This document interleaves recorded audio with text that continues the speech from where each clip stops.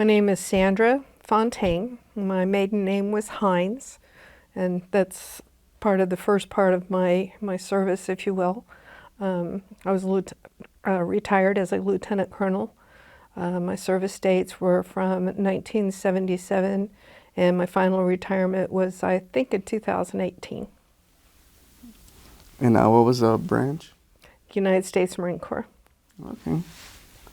Um, would you please tell us something about yourself and your background? Are you native here to Kansas, or? Yes, I grew up here. I actually graduated from local high school, Shawnee Mission South.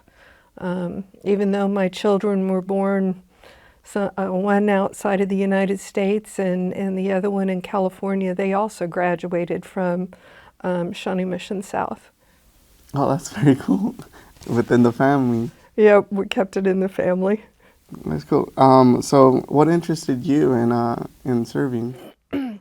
While I was in high school, I was in Navy Junior ROTC, and when the service academies opened up to women, our commanding officer was kind of excited at the idea, and he was pushing a lot of us to try and apply for one of the service academies. And so I applied to the United States Naval Academy, and that started everything. Why the Naval Academy? I think it was part of the part of the junior ROTC program, the Navy junior ROTC program. Plus, my father had been in the Navy, and I had a couple of uncles that had been in the Navy. I did have, family members that had been in the Army and so forth, but I guess I just kind of gravitated more towards the Naval Academy than the other service academies. And tell us how that was like. What did you have to do to get into the Naval Academy? You have to apply for a nomination from one of the senators or congressmen in the state, and I submitted my applications for that and ended up with 4 nominations, which is kind of unheard of. But I think everybody wanted to be able to say that they had nominated a woman to one of the service academies. I later sat on the boards for acceptance or for nominations for people who were applying to the service academies and helping the congressman, one of the congressmen select who his nominations were going to be. So I saw it from both sides, if you will. Oh, wow. That's very cool. And then, so once you got accepted in it, how was that like, or what were your next steps? Oh my. Yeah. I went to the United States Naval Academy in Annapolis, Maryland, the summer of 1977. And if you remember when you started first day of boot camp, the yelling and screaming and get in line and all of that stuff, yeah, we went through that, getting into line, but it was after our families left. Before that, it was pretty sedate. We were still running around a lot, but it didn't get intense until after the families left us there, and then it got really intense. But it was like any other orientation where you're getting your uniforms, you're getting measured, you're finding out where you're supposed to stand, how you're supposed to stand, and all of those sorts of things. And then plebe summer began basically that day, and plebe summer is where they're trying to weed out a lot of us in order before the actual academic year starts. So what did they do to kind of like weed you out, or what are some of the tactics? We were never allowed to walk. We had to run everywhere, whether it was in the building or not, unless we were in an academic building. In our I guess you could call it barracks, Bancroft Hall is where we were all housed. Every single one of us, all the midshipmen, were housed in Bancroft Hall. And we had to run, and when we would come to a corner, we had to square that corner to turn to go down, the next hallway, if that's what you were, if you needed to turn to go down that hallway. So they called it chopping. We had to chop. We had to run everywhere. And before the academics started, that was kind of grueling. And then when you had to add on the actual physical fitness that they had us doing, and then the formations that we were constantly in, and the calls and the brace ups and those sorts of things could get pretty intense. You'd have you lined up in the hallways, barking questions at you. There was material that we had to memorize from what we called our reef points. It was a little booklet that had the history of the United States Naval Academy in it, and it talked about different things, different little points that they wanted us to memorize, and so they would shout questions at us continuously to see if we were memorizing that information. And anytime you screwed up, then you had to, what they called brace up, and that's where you push your chin back and hold it in as tight as possible, with your back and the back of your head against the wall, your shoulders against the wall, and that can get really tough after a couple of minutes. Luckily, they weren't allowed to make us stay in that position for more than 2 minutes at a time, but it could get pretty tiring with all the other stuff that we were having to do. If you've ever tried it, you push in your chin as tight as you can, and then lift your head straight up. And you've got your head braced back as far as it'll go, and that's pretty tough to hold for very long. Oh, wow. That sounds pretty intense. Yeah, and there was a lot of, the other stuff. They wouldn't call it hazing because hazing was illegal, but it got kind of close at times with some of the hazing, where they would pack a bunch of us into one of the showers, and I'm talking like a stall shower, and we had to see if our whole squad would fit inside there, that kind of thing. Stupid stuff like that, but I think it was also part of the team building things that they had us do. Tell us a little bit more about that. Was this a co-ed, or was it like women's only, or how was that? I was in the second class that had women in it, so they were still trying to figure out how to house us. We had, I say individual rooms, there were rooms throughout Bancroft Hall that could hold up to, I think the largest rooms held 4 people. Most of the rooms held 2 or 3 people. And inside the rooms, we were not co-ed. We were split up by gender. But in the company, in our squad, all of those sorts of things, we were co-ed. There were so few women there at the time that they just spread us out. There were 3. They pretty much tried to keep at least 3 women in each of the companies. There were 36 companies. And they tried to keep at least 3 women in each company so that we would room together and only occupy basically one room. My company, we had also some upperclassmen. We had the first year women in our company as well.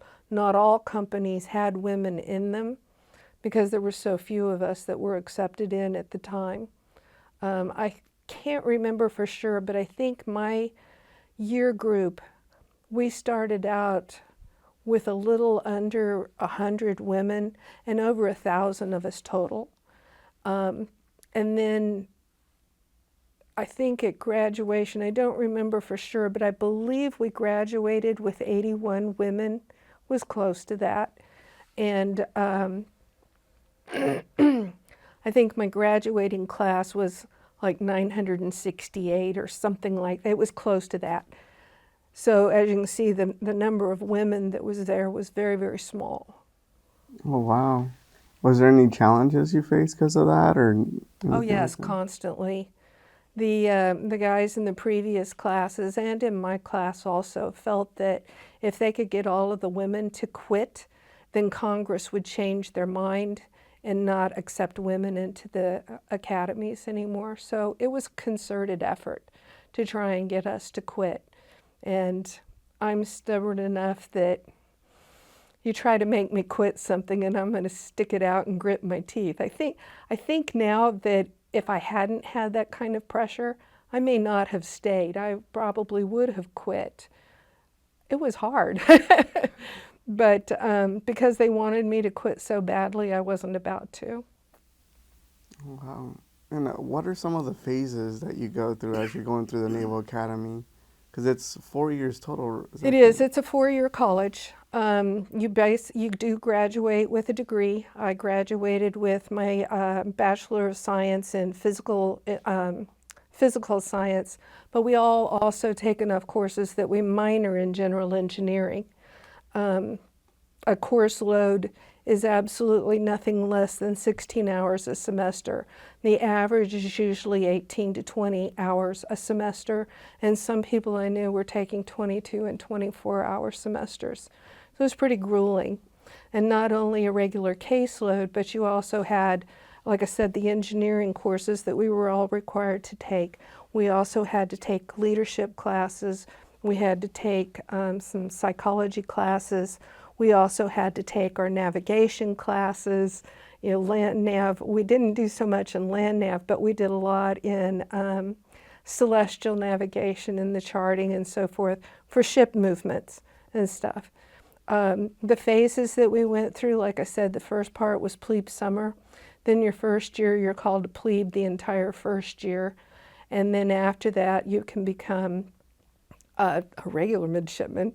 And it's a second class, third class, I'm sorry, fourth class, third class, second class, and first class are the seniors. And they're the ones who basically hold the leadership for the battalion or for the brigade. They're at the Naval Academy. And we're broken down into battalions and companies, platoons, and squads. Were you ever in any of those leadership positions at all or anything? No. No, my first year I squeaked by. I had to go to an academic review board because it was so overwhelming with everything that we were required to do, plus the class load that we were required to do. We had to, on top of our class load, we were also required to be in a sport. We were also required to do formations. We were also required to do marching drills and so forth as an entire brigade. And if you've never seen a brigade of people marching in company formations where you have a 12-man front trying to do a turn, it's pretty interesting. But we had to do those twice a week, every week. And then during football season, we had to do those. We had to march. If it was a home game, we had to march to the stadium. Then we had to go onto the field, and they had us do kind of a cheer, the entire brigade doing a cheer for our team. And then at the end, we called them hat tricks because at the end, we'd always end up with our hats lifted up and back down, the entire brigade of us doing that, about 4,000 people out on the field doing that at once. Kind of looks cool if you're in the stands looking at it. And then they would release us to go to the football game. But with the loads that we carried and with all the other stuff that we had to do, it was pretty intense. So my first year, I was really squeaking by, and I went before an academic review board. And they said if I wanted to stay, I had to go to summer school. So I stuck around and went to summer school. But our summers were also occupied with training that we had to do also. So we weren't allowed to just come home like, most kids did at the end of the semester, in the spring, go home for the summer and do what they want to do. We still had training that we had to do through the summer as well. And what was some of that training? Was it like the land nav and stuff you spoke about? No, most of it was aboard ship. The first year, it was kind of a catch-all of things that we did. We went to different places, basically along the East Coast. One of the places we went to, we did disaster drills. Like if you were having a ship that was hit or something and it was starting to sink, you had to be able to shore up any holes that were in the bulkheads, cut off the water that's flowing maybe through pipes that have gotten, busted or whatever, and how to do that, how to set up the shoring using our bed mattresses, if we had to, in order to plug holes, how to fight fires. We actually did that. We also did some orientation in Norfolk. I got to fire a 5-inch 54 which is one of the guns on board ships, which was really kind of cool. And we did a lot of orientations. We also did, if you were aboard an aircraft and it got shot down and ended up in the water and you're upside down trying to get yourself unbuckled and out of the aircraft, mainly for helicopters, that sort of thing, and getting out of the box that they had to simulate that. Also, gas, the gas chamber, yes, the gas chamber and gas masks, and also marksmanship. We did all of that. We'd go to the range. We that wasn't necessarily during the summer, but and same way with the gas chamber, wasn't necessarily during the summer, but we did all of that. We also had to do swim qualifications. We had to be able to swim a certain distance. We also did what was called drown proofing, where, if you had to jump off the ship and you're out in the water and you're going to be there a while, how you're going to be able to keep yourself afloat without any debris around to latch onto. We also had to jump off the tower into the water to simulate jumping off the side of a ship that may be sinking. Let's see, what else did we do? A lot of that was the first summer, but also through the first year and second year. We also would go aboard ships. Some of the students were allowed to go aboard actual in-service ships.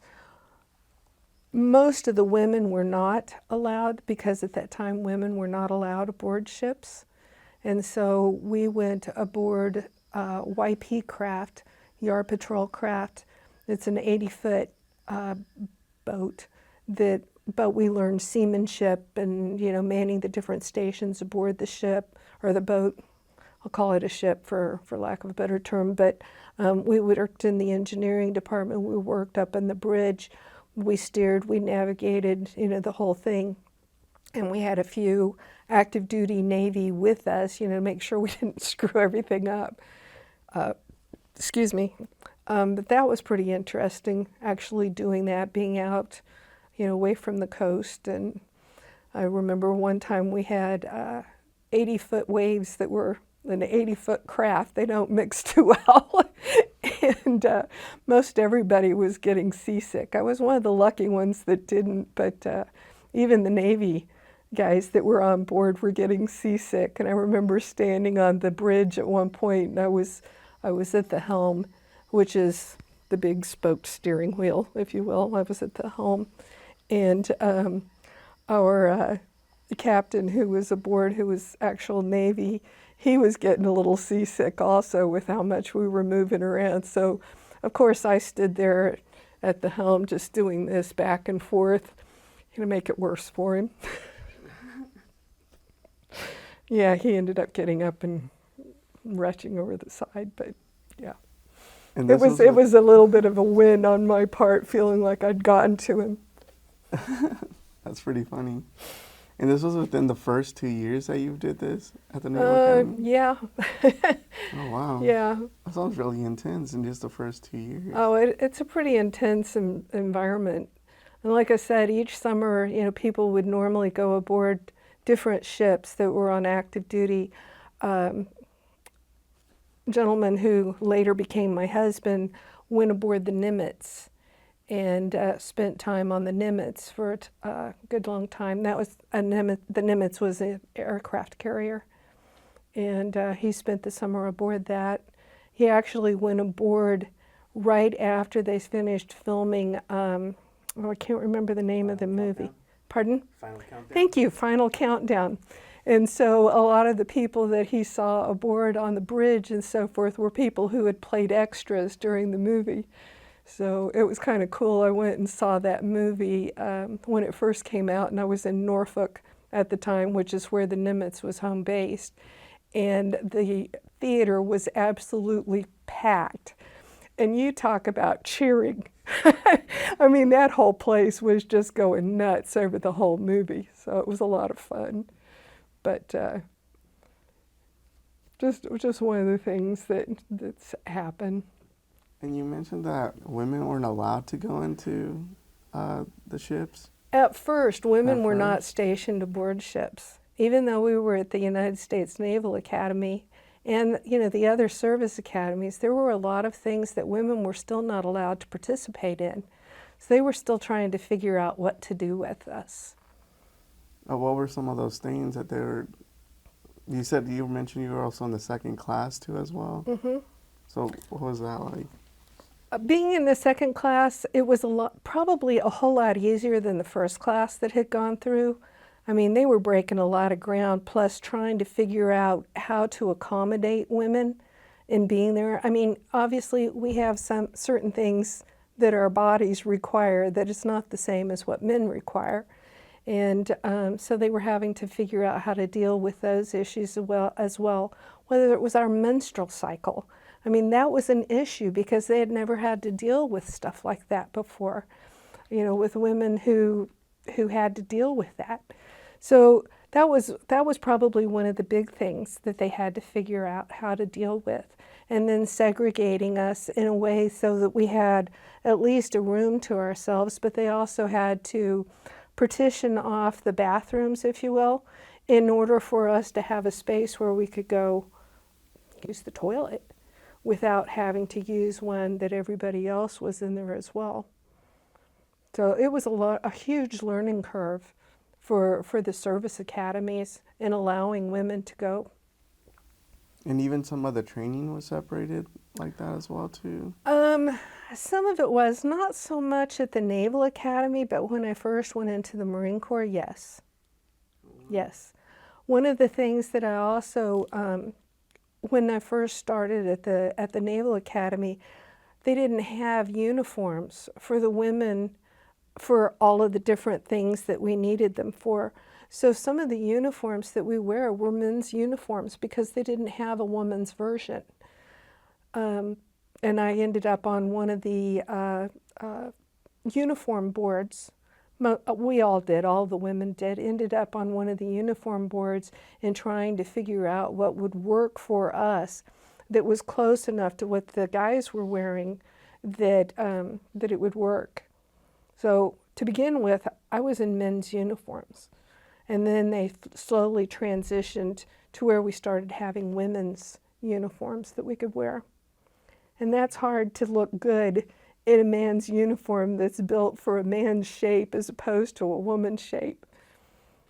Wow. So we got docked a lot for not looking the best we could in our uniforms sometimes.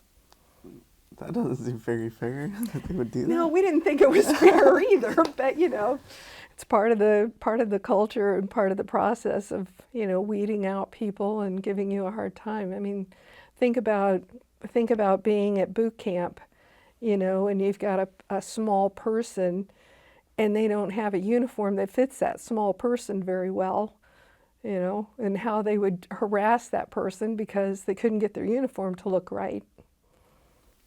Oh, no, that's definitely true. Mm-hmm. It was But, the same thing for us. So why the Marine Corps? You had the option of going the Navy side too as well, right? I did. Part of the times that I spent in my summer trainings, I did get to go aboard some of the ships. We didn't get to go aboard and stay aboard those ships, as they would go out and move around and do maneuvers and that sort of thing, unless it was just for a day. But a lot of the Navy that I saw didn't have the pride that I was looking for. One of the reasons that I went into the Naval Academy, one of the main reasons that I went is I was so angered by how I saw our Vietnam veterans being treated when they returned. And I thought the best way I could show my support was to go into the military myself. And that's what prompted me to go to the Naval Academy to begin with and then on into service.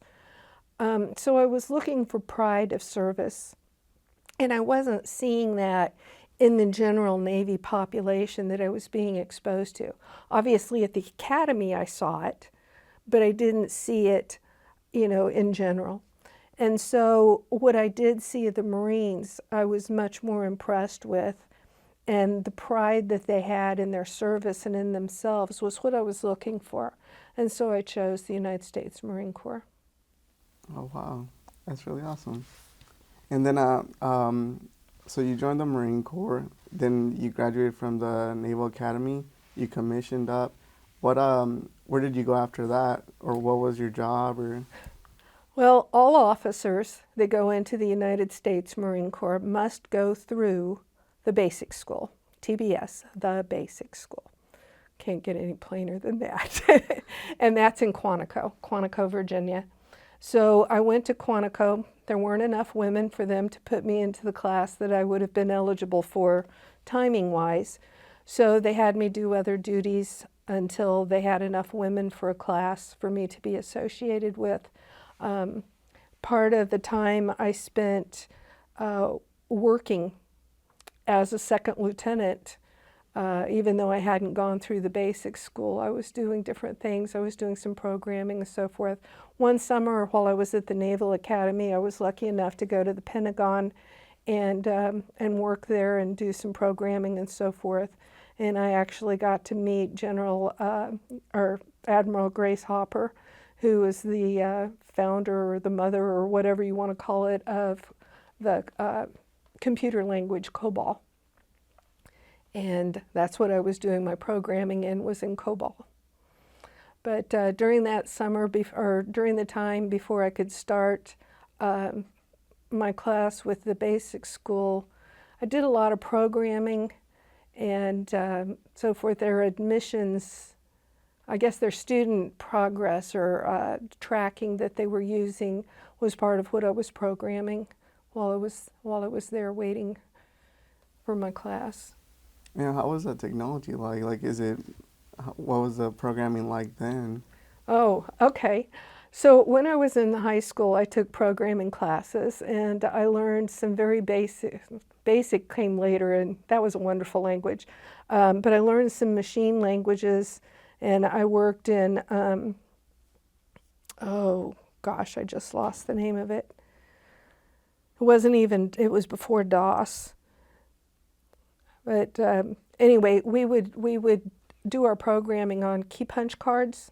I don't know if you know what those key punch cards look like. They were about this long, and they'd have little tiny square holes in them with however you were doing your program. And each card was basically a short line of programming. And you may have a stack of cards like this, or like this, or like this, depending on how complicated your program was. This is not a complicated program to have this many cards. And you hoped that your instructor didn't drop them and put them all out of order before he got them to the main computers for the district, the high school or the school district, so that he could run your program. Then the next day bring back the results so you could troubleshoot what you had done. That's what I started with in programming computers. And then when I was at the Naval Academy, we had computers, and we were working in BASIC, I believe.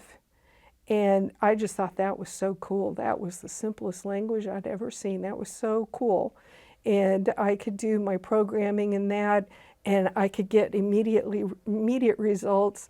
We had those like teletype almost machines that would go cha-chunk, cha-chunk, cha-chunk as they would print out, on these long yellow pieces of paper, your program and the results and so forth. And then working in Quantico on those computer systems, and also at the Pentagon, it was a little more advanced. I don't know if you remember the green and white striped paper that would come out of the printers and so forth. Long, again, not continuous feet because they had perforations every so often, but it was green and white paper that they would print out on, and again, it was still cha-chunk, cha-chunk, cha-chunk as it would print it out, and then you get your results and so forth.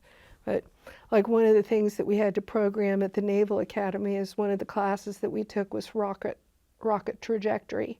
And so we would have to program in how we felt, or the rocket programs and so forth, create it, with all of the equations and all that sort of stuff in order to project how a rocket, once fired, how the trajectory would go with that rocket. So one of the classes, like I said, we had to take at the Naval Academy. Another silly class I had to take was underwater acoustics and sonar. Never used that for anything. But I remember the class. But yeah, so it was kind of interesting to watch the progression of computing. I was in Okinawa when they created what was called Banyan Mail, which was, I guess, the precursor to email. And I remember being so excited that I could send a Banyan Mail to Washington, D.C., and the next day come back with the answer instead of having to wait until, midnight to make the phone call back to Washington, D.C. in order to get the answers that I needed. So it was kind of cool. So, yeah, I've kind of watched how, computers have progressed. Well, that's very cool. That's very interesting. And now we've got them in our hands that can do more than any of those back then. Oh, that was one of the things that I was going to show you from my time at the Naval Academy.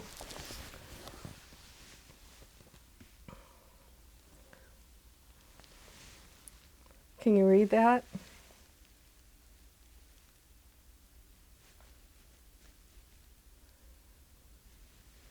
It says, Midshipman Sandra L. Hines, class of 1981, was the first Native American woman to graduate from the United States Academy. Oh, wow, that's amazing. So, another first, if you will.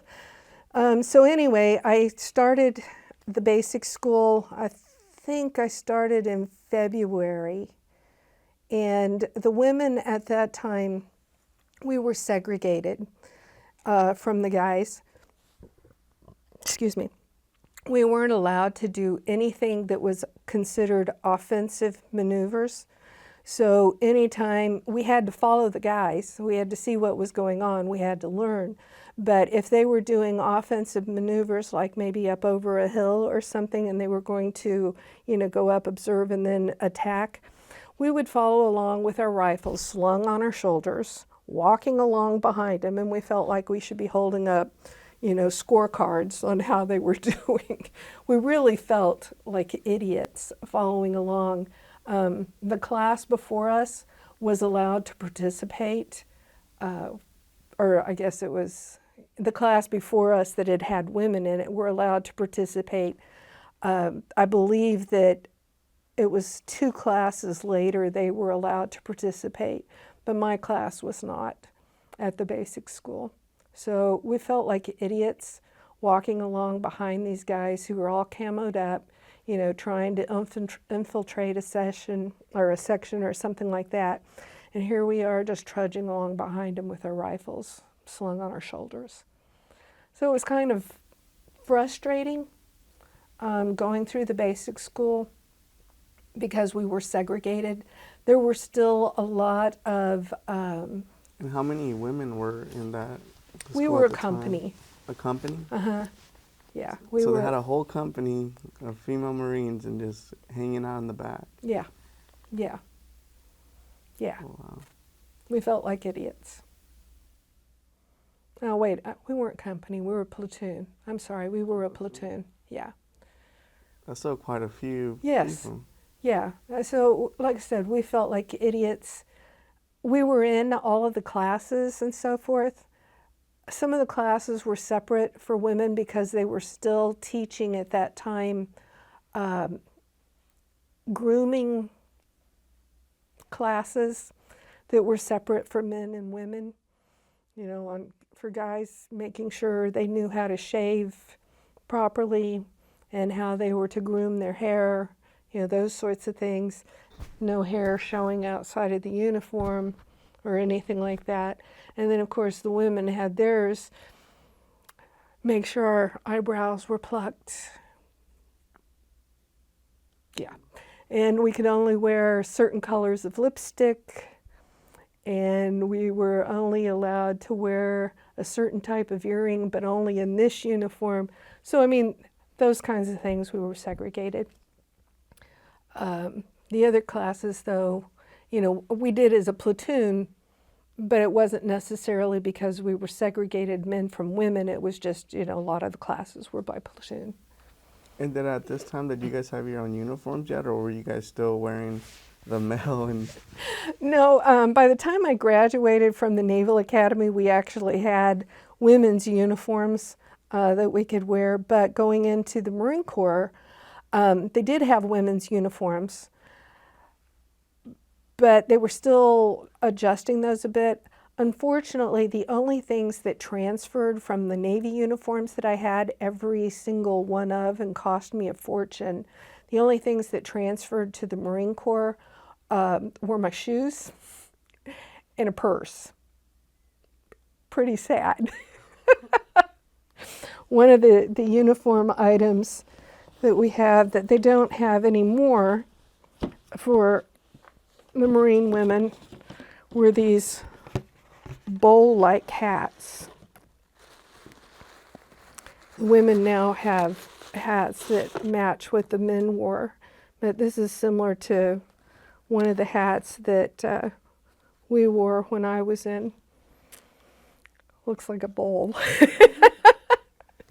can you talk a little bit more about it, like the EGA in the front, or maybe what the golden? Well, because I was a lieutenant colonel, when I became a major, actually, this is the hat that I got when I was major.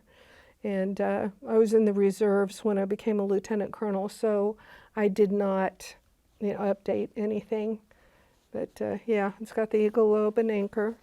And unfortunately, all of the women's uniforms are special made because there's so few women that were in the Marine Corps, especially at that time. So all of our uniforms were special made. So of course they cost about twice as much as what the men's uniforms cost. I believe this hat cost me, I'm trying to remember, I think it was $120, $140. And this was, almost 20 years ago that I got this hat. So today, I don't know how much this hat would be. But like I said, women, this is the type of hat that we wore. We had the white one for our dress blues. This one was for our dress greens, or anytime we wore even the undress greens, class, B or whatever. But And did the dress blues one look like that as well, just with the it was white. white covering? Mm-hmm. On it? Yeah. Look what I just found in this box. These were our gas mask inserts. I don't know why I had this in my box. Okay. Pretty fun. Yeah, it is. But, yeah. So, yeah, we did have uniforms, but we were wearing the same utility uniforms as the men. We didn't have a separate utility uniform to wear. So, yeah, same uniform, again, as men. I'm beginning to wonder if I had kind of a identity crisis wearing all these men's uniforms. But, So then what happened after you got done with the basic of that? Where did you go from there? excuse me. After the basic school, I was stationed in Camp Lejeune. I was with 2nd Maintenance Battalion, which was kind of a funny deal since I was the only officer there who was not prior enlisted, all the way up to and including, the commanding officer. So that was a unique experience, being such a green officer, 2nd Lieutenant Butterbar, in with all these grizzled old warrant officers and limited duty officers and people who had transferred from or transitioned from the enlisted ranks into the officer group. Luckily, I didn't make an ass of myself, and they were willing to teach me what I needed to know to be an officer. It was an interesting. I was in general support maintenance company, and we did everything from little 3 kW generator motors all the way up to the tank engines. I got to drive a tank. Oh, wow. We did all of the 782 gear, all of the personal gear that you wear, you know, of the repairs of that, whether it was the flak jacket, you know, the web belt that you had to wear, you know, to support the canteens. The canteens broke, you know, replacing those, all the tentage. We had sewing machines that could sew through 3/4 inches of plywood so that they could do the tentage and so forth. Most all of the officers that were there had been in the military since pretty much before I was born. So I really felt like a child there. And like I said, luckily enough, I didn't make an ass of myself. So they were willing to work with me.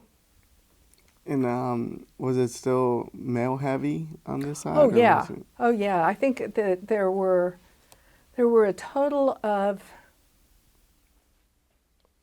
I think there were only 2 of us who were women officers.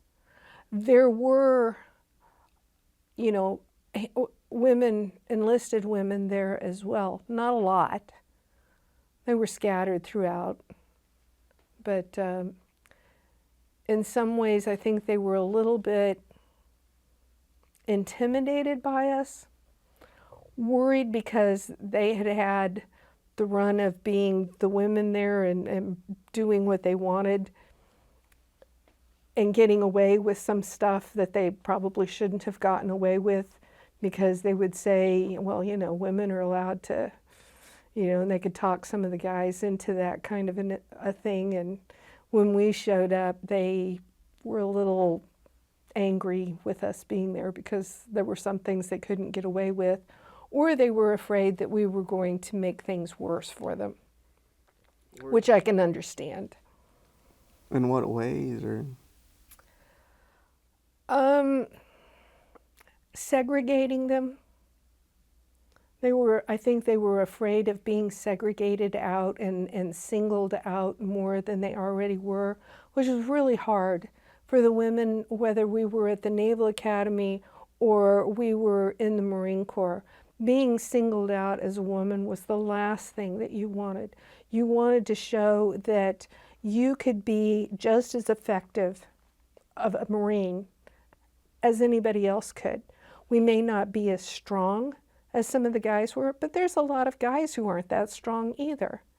We may not be able to run as fast as a lot of the guys, but there's a lot of guys who can't run that fast either. And so we wanted to be a part of the Marine Corps. We didn't want to be the women Marines. We wanted to be a Marine. And so I think they were worried that we might try and segregate them in some way. And I don't blame them for that worry either. and what time frame was this? Let's see, I was in Maintenance Battalion in 1981, 82, and part of 83, I believe. It was a long time ago to remember. And then I went and became an instructor for the maintenance management school that we were doing. And I did that. Was that at Lejeune still? Yes, that was still at Camp Lejeune. And I can't remember how long I did that. I think I may not have done that an entire year before we were transferred to Okinawa. But that was really fun. I didn't realize I enjoyed teaching as much as I did. I got a lot of fun out of that. Yeah, going back to what you were asking for about what the women were worried about, because we were in such a male-heavy unit with Maintenance Battalion, I think we surprised the men. I know I did.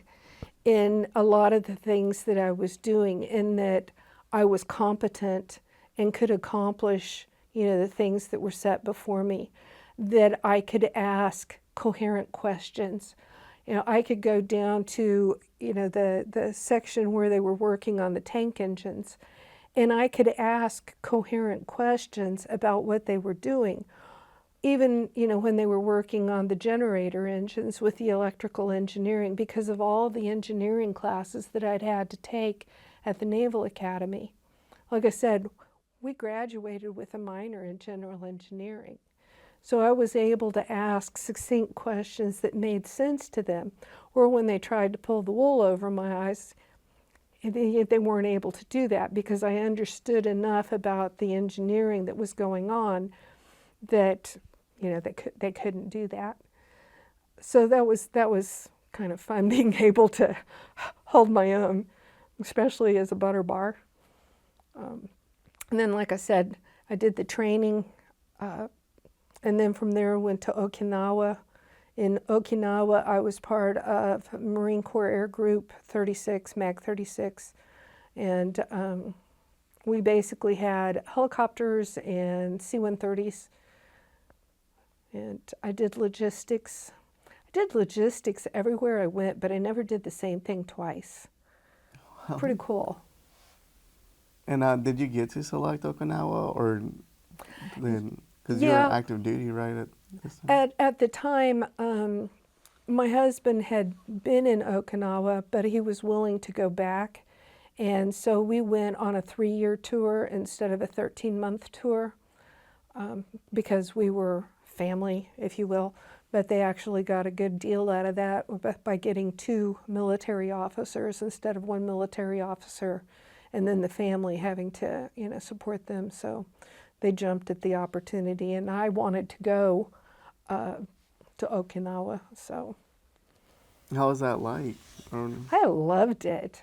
I really did. I got the opportunities to see so much. I've always enjoyed travel, and it was my opportunity to get outside of the United States and see, how other cultures were and how other people lived. And I thoroughly enjoyed my time in Okinawa. I went to Korea, I don't remember for sure, 16, 18 times. I went to the Philippines a couple of times. I went to Hong Kong. So I had a blast. Well, that sounds great. Yep, I was the embarkation officer for MAG 36. So I worked in the logistics. Again, part of logistics at the time was embarkation and maintenance management.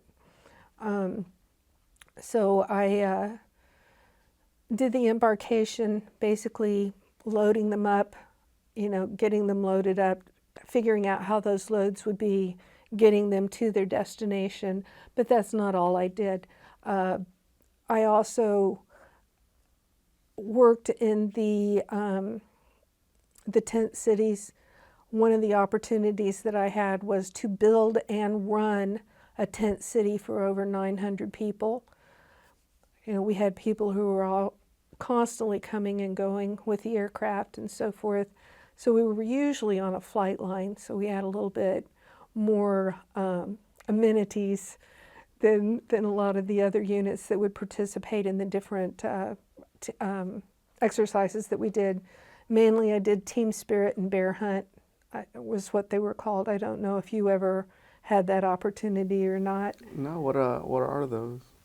They were mainly, were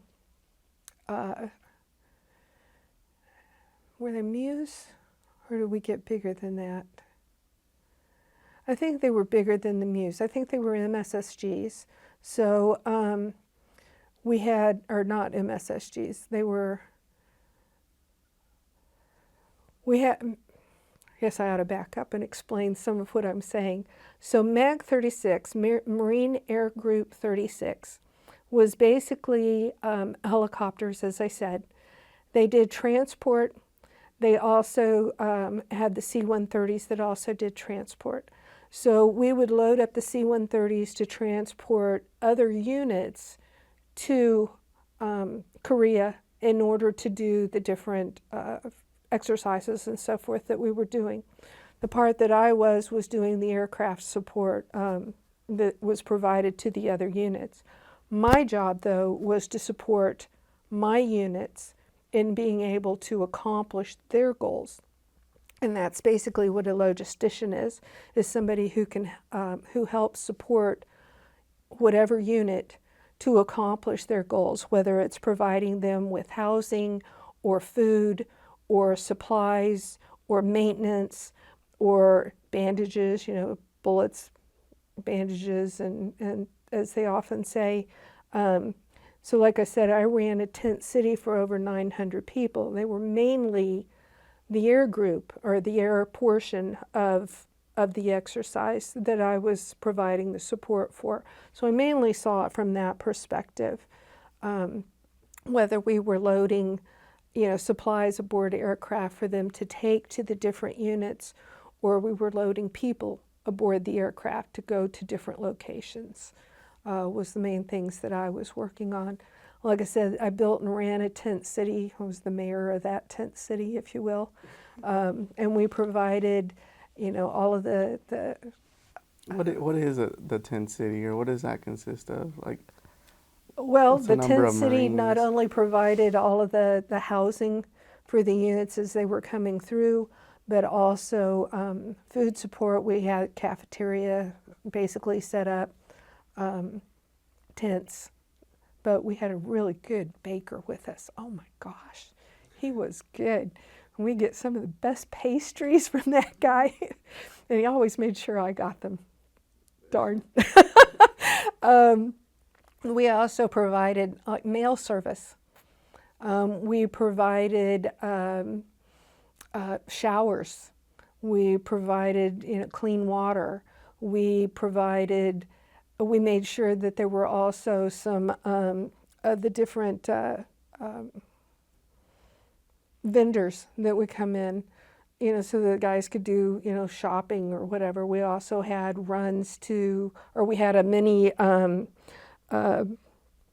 exchange, so that you could get, basic toiletries that were needed, those sorts of things. We also made runs into the local bases to do that as well. The one that I was in charge of was outside of Camp Humphreys, which is an Air Force base, an Army base there in Korea. And so we'd make runs over to the post exchange if we needed to. How was that like being in Korea?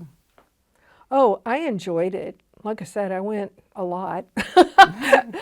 Some of the times that I went to those 16 to 18 times that I went to Korea were, just for a couple of days, and other times were for a couple of months, because I would go in and help prepare and set up before the follow-on units would come.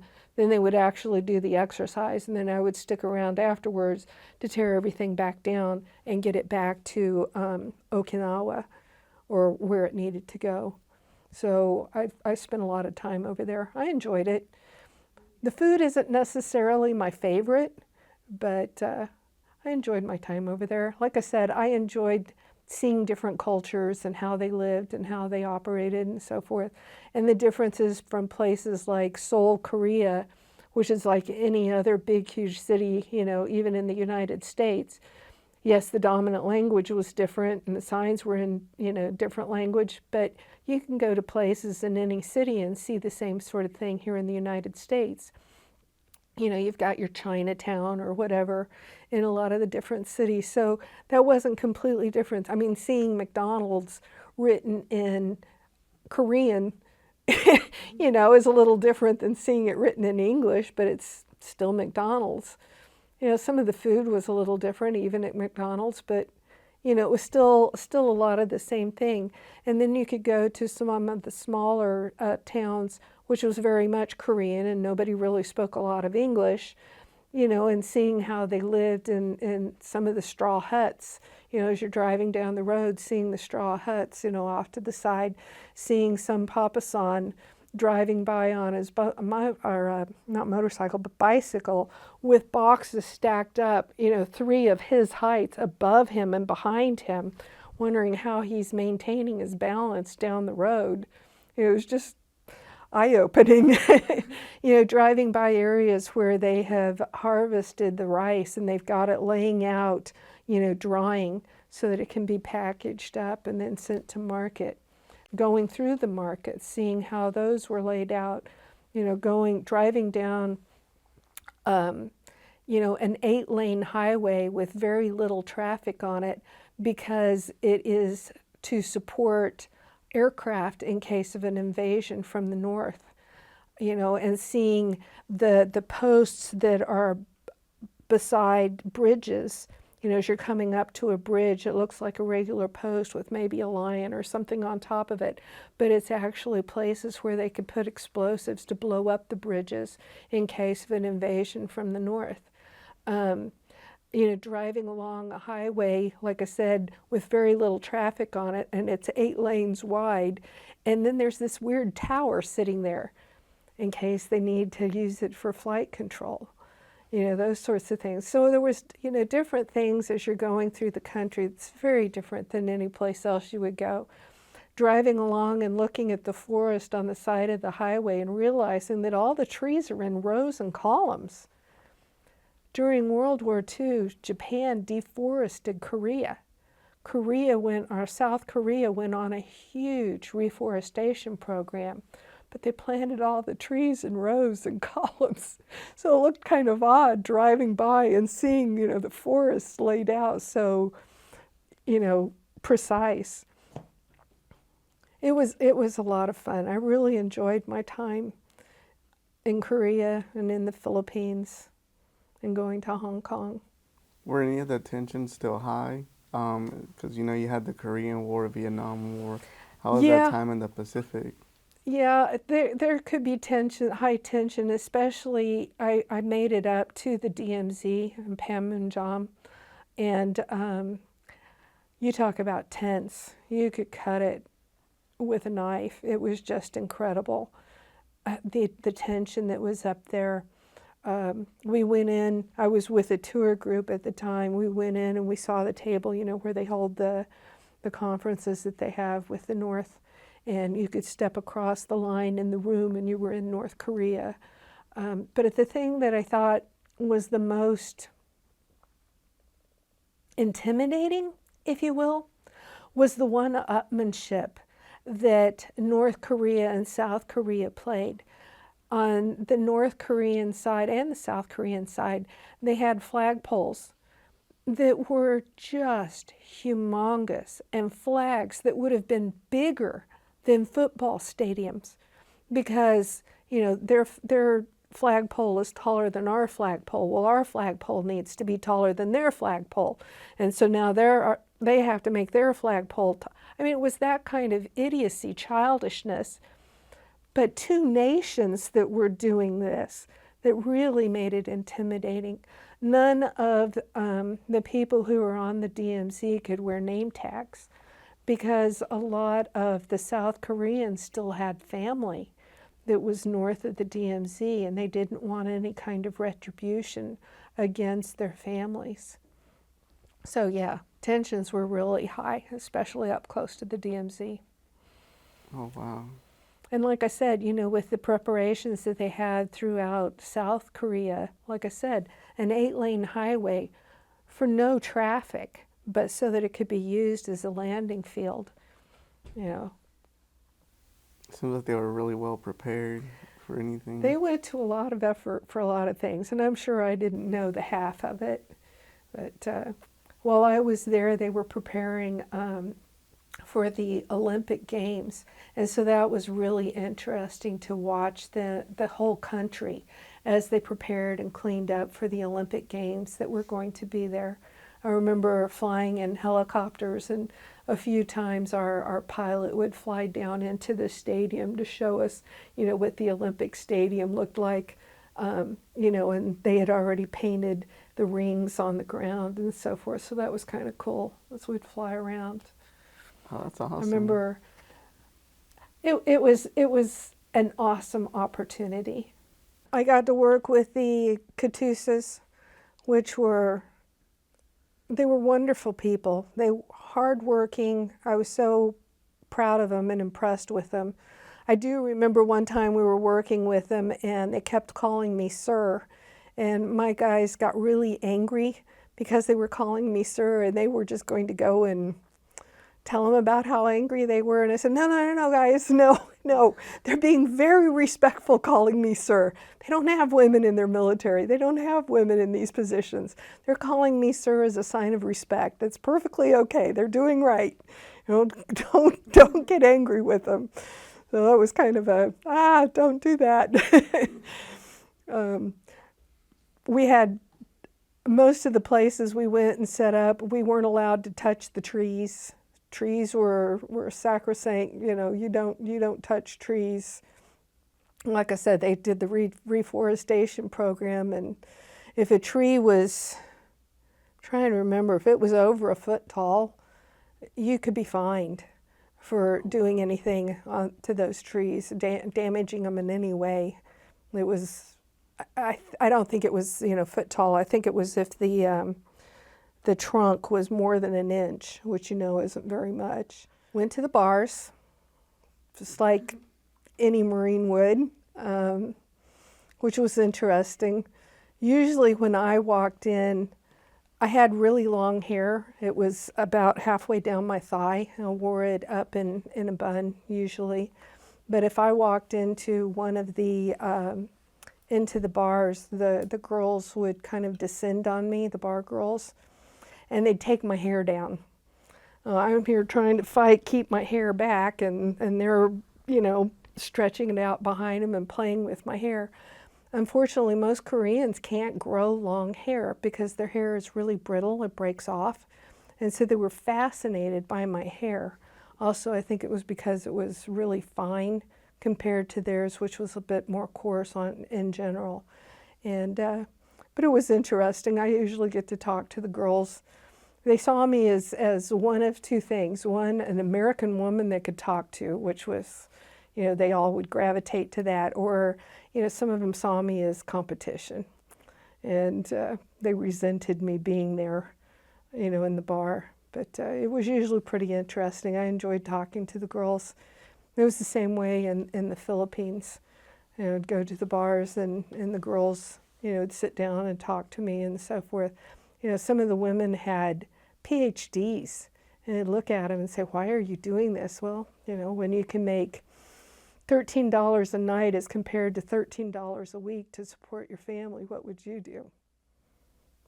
Good point. Good point. Yeah, pretty rough, but it was interesting. I thoroughly enjoyed my time in Okinawa, eating the food and Japanese food.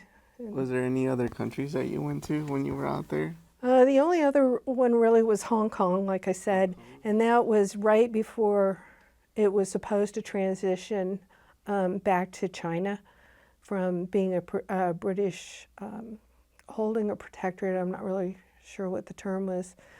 And it was really interesting. They had, the high-rise apartment buildings, 50, 60, 70 stories high, and so many of them were empty because people were so afraid of when Hong Kong would revert back to Chinese rule, Beijing would be in charge of them again, that they were leaving.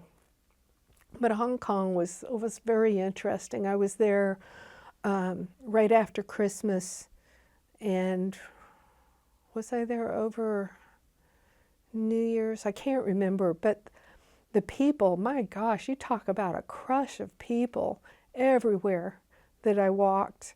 It was really interesting, and going in the shops there and seeing the sights and the differences in Hong Kong as compared, to Japan and Korea and the Philippines. Every place was so different and so fascinating. Wow. And you were married at the time? I was. I'm married after I graduated from the Naval Academy to a prior midshipman. He had also been at the Naval Academy. He was a couple of years ahead of me. Yep. And you guys were stationed together for a little bit, or were you guys separated? Well, we were usually stationed together. He and I were both stationed at Camp Lejeune. He got there before I did because I had to go through the basic school. And then after I graduated, I went down there. And then we both went to Okinawa.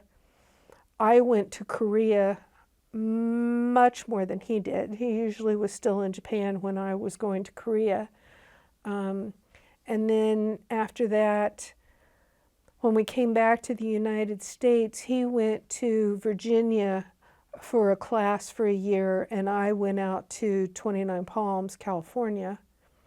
So, and then after he finished the class he was in, then he went out to 29 Palms. So we overlapped for time there. And then we both went to Quantico from 29 Palms, and we were both there. And I went off of active duty while I was while we were at Quantico, and he was still on active duty. And then I went into the reserves. And then when we went out to Camp Pendleton, I went on to active duty in the reserves for a time out there for some experimentation units that we put together. And then after that, we divorced, and I came back this way and went on active duty down in Neosho, Missouri for a time. Then when I was released for that, I got a job in Missouri working with at-risk youth, which was a National Guard sponsored program. But I stayed in the reserves and then retired. Oh wow! So you were in the reserves the whole time throughout that whole period? No, I didn't go into the reserves until until Quantico. Until Quantico? Uh-huh. The end of our time in Quantico. Then I left the active duty and went into the reserves. And what caused you to make that decision to go into the reserves? I got passed over for promotion. Okay. And so they released me from active duty and put me into the reserves, and then I got promoted while in the reserves. And then you went back to active duty in California? No, I went back to active duty in California for a time, working with an experimentation unit that they put together. Our portion was the combat service support portion of it that I was part of, and we called ourselves CSS Enterprise. And we were doing experiments, a lot of experiments with new types of equipment, with new types of procedures, those sorts of things. We tested out some dune buggies, which was kind of cool, to see how they would work maybe for some patrols or deliveries, how we worked with pre-positioning caches of supplies, and how the units would follow and units would find those caches and be able to utilize them, and the things that we put into them, and what kinds of things should we put in them. We did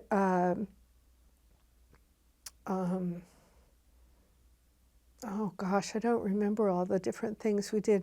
We did do a lot of push down, where we pushed down responsibility from where it had normally been to lower ranks, to see how they could cope and how they did cope with that new responsibility. And they did amazing. I knew they would, but they did amazing. And some of the things that we worked with was fantastic, and some of it was like, oh, good grief, we're never going to use this again, or it's got to change a lot before we can use it again. So that was a lot of fun working with that. I spent a lot of time out in the field working with a lot of those. We went up to camp, or up to 29 Palms again, in the desert environment. That was our main focus.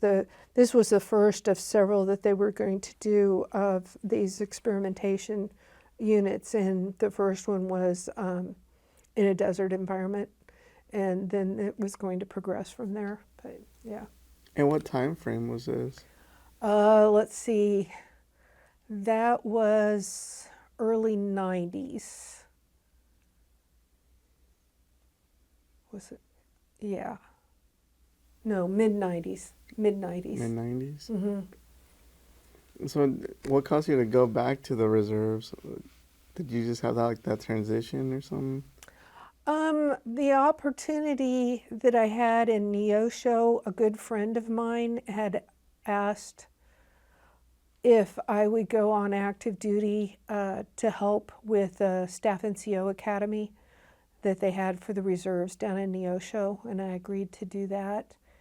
And then the time out in Pendleton was again a friend who asked me to go on active duty to help support the logistics side and data collection and so forth on all the experiments that we were doing. I can't remember, but the after action for that thing was over 700 pages long. And I got to do that. I collated all the after actions from everybody and assembled it and put it all together. But I was the one responsible for all the data collection and all those after actions and so forth. And he asked me to go on active duty to help with that. And then after that, I stayed on active duty because they asked me to be the commanding officer of a little MEU that they put together. And so I did that as well. And what was the MEU called? Gosh, I don't even remember. But it was just, we supported a training exercise that was in Yuma that turned critical because they didn't take enough water with them. Oh, wow. Yeah. So we were trying to get them tankers full of water to support them being out in that desert there in Yuma, Arizona. Yeah, it gets hot. It's really hot down there. Yeah, if you ever look at the weather calendars or the weather maps and so forth, you can usually see that Yuma has the hottest temperatures for, the continental U.S. And so then after your time in the reserves, where did you go from there? I worked in, like I said, with that at-risk youth program in Missouri.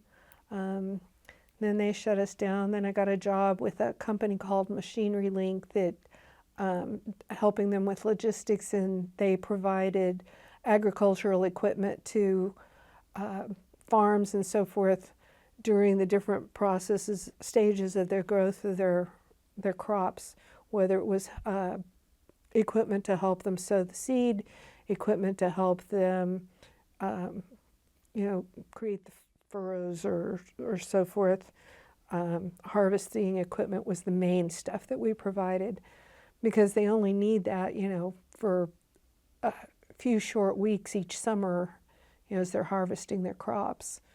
So you don't want to invest that kind of money, several $100,000 of equipment to use for a few weeks each year. So we provided that.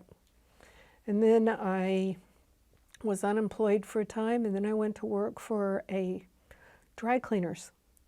And I was asked, I also had sewing skills, so I was asked to help them out with that. And then I became a manager for a couple of their stores and ended up doing about everything. I did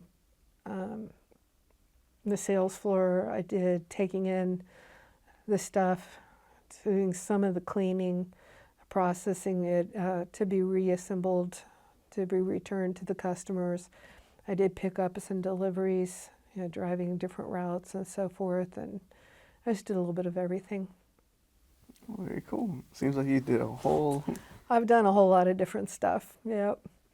One of the cool things I got to do while I was on active duty was I got to do spy rig, special purpose insertion and extraction, just for fun.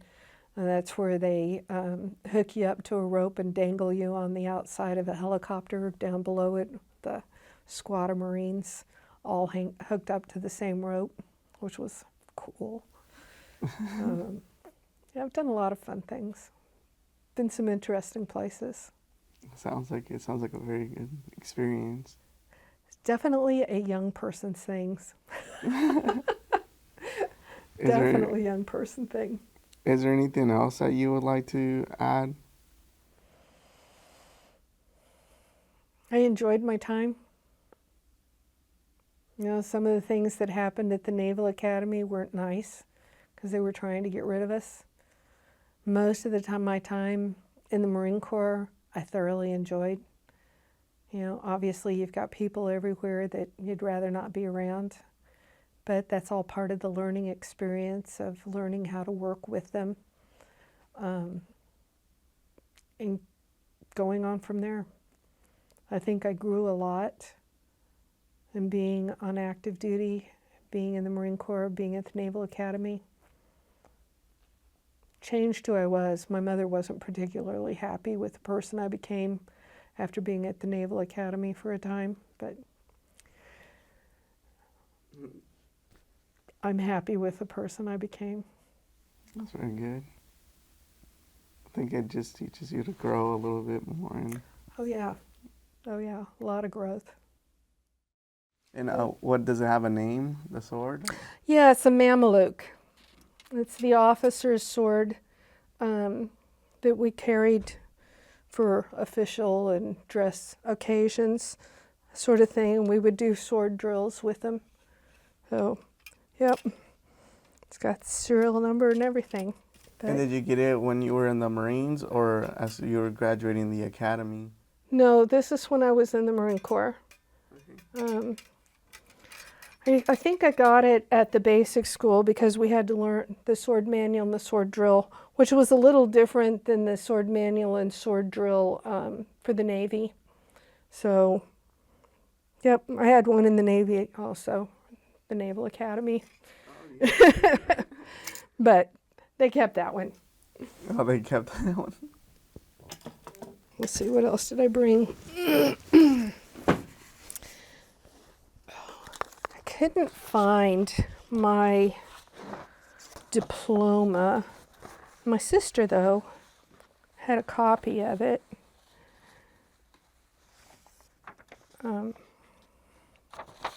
So I brought that. It was a copy of my diploma because I don't know what I did with it. And so when I graduated from the Naval Academy, I was commissioned, and again, I don't know where the original is, commissioned as a second lieutenant in the United States Marine Corps. But, Very good. and then, like I said, my bona fides. Mm-hmm. Then my retirement as a lieutenant colonel from the United States Marine Corps.